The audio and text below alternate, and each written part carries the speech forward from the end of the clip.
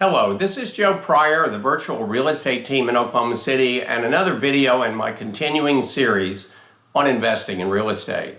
What I want to do today is to define the terms. How do I look at a property and how do I evaluate it on return on investment? There's three major ways, terms that we use in order to evaluate a property. One of which is called capitalization rate, or cap rate as it's shortened to.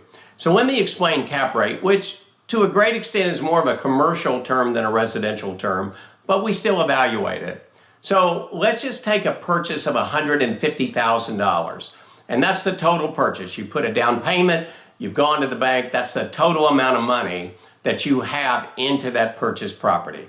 So let's say that you have X number of dollars in what's called operating expenses. Now this can be in terms of your property management, it can be in maintenance, it can be in a lot of different things working with your CPA.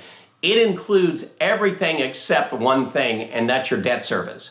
Debt service, which is principal and interest, is not in cap rate. Now your taxes and insurance are considered part of your operating expenses. So now let's say that at the end of the year, not counting debt service, you net $15,000 on that purchase. Now I'm using that just because it's easy to say, well, that's 10%, right? That's 10% of 150.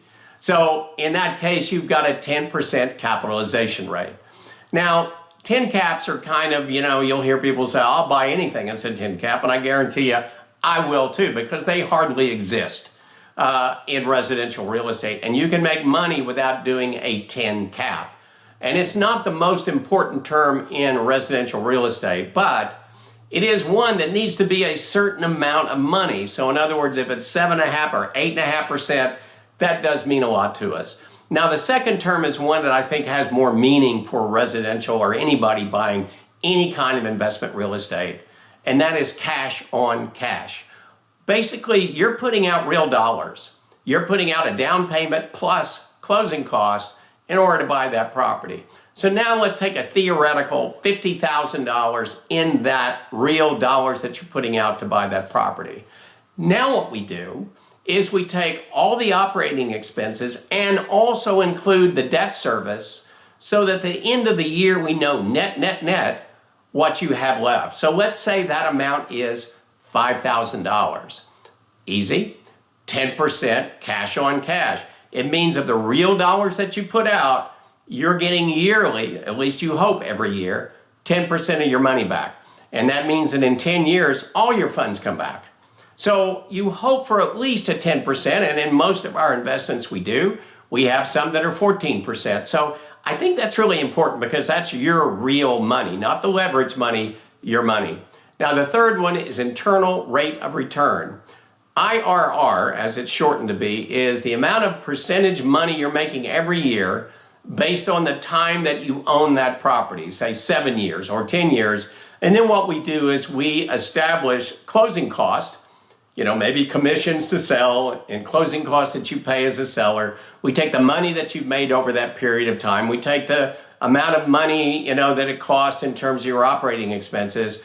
And we evaluate your wealth position at the end of that particular time in terms of percentage. And then we look at it as a pre-tax and an after-tax. Now, pre-tax is something that's very important because you want to compare your real estate versus other investments that you can make.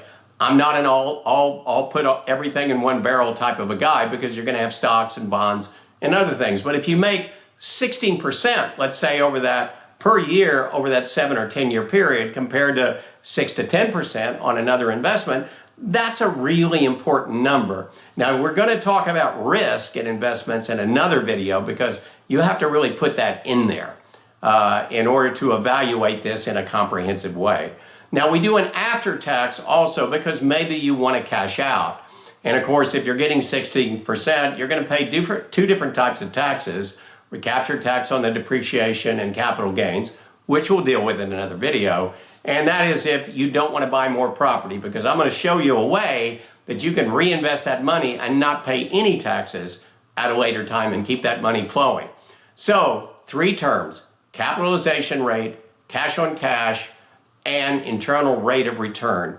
If we deal with each other, or if you deal with any realtor or any investment specialist anywhere, these are important terms that if they don't understand, find another person to deal with.